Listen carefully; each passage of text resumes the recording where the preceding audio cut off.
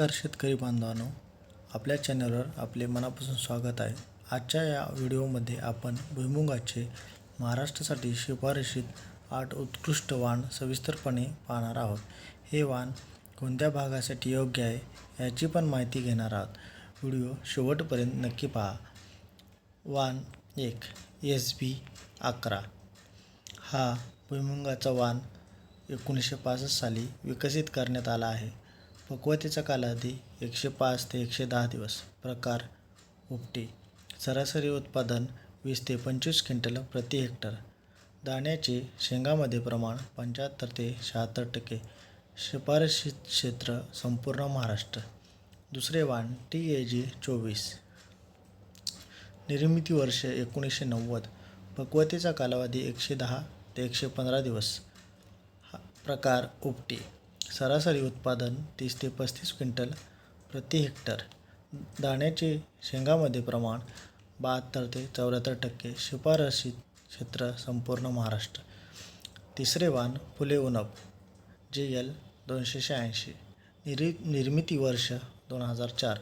पक्वतेचा कालावधी 90 ते 95 दिवस. प्रकार उपटी. सरासरी उत्पादन 20 ते 24 क्विंटल प्रति हेक्टर. दाणे शेंगा प्रमाण 68%. शिफारशीत क्षेत्र पश्चिम महाराष्ट्र. चौथे वाण TPG 41. निर्मिती वर्ष 2004. पक्वतेचा कालावधी 125 ते 130 दिवस. प्रकार उपटी. सरासरी उत्पादन 25 ते 28 क्विंटल प्रति हेक्टर. दाणे शेंगा प्रमाण 66%. शिफारशीत क्षेत्र संपूर्ण महाराष्ट्र. पाचवे वाण JL 501. निर्मिती वर्ष 2009. पक्वतेचा कालावधी 115 ते 120 दिवस. प्रकार उपटी. सरासरी उत्पादन 30 ते 35 क्विंटल प्रति हेक्टरी. दाणे शेंगा प्रमाण 67%. शिफारशीत क्षेत्र संपूर्ण महाराष्ट्र.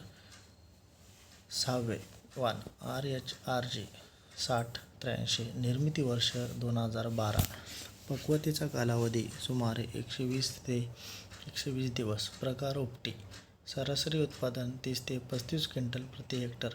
दाणे शेंगा प्रमाण 68 ते 70%. शिफारशीत क्षेत्र संपूर्ण महाराष्ट्र. सातवे वाण RHRG 6021. निर्मिती वर्ष 2012.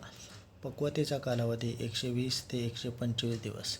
प्रकार उपटी. सरासरी उत्पादन 30 ते 35 क्विंटल प्रति हेक्टर.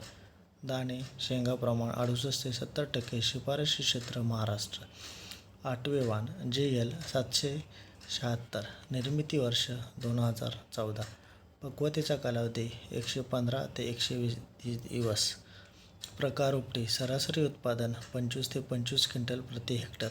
दाणे शेंगा प्रमाण 68 ते 70. शिफारशीत क्षेत्र महाराष्ट्र. धन्यवाद.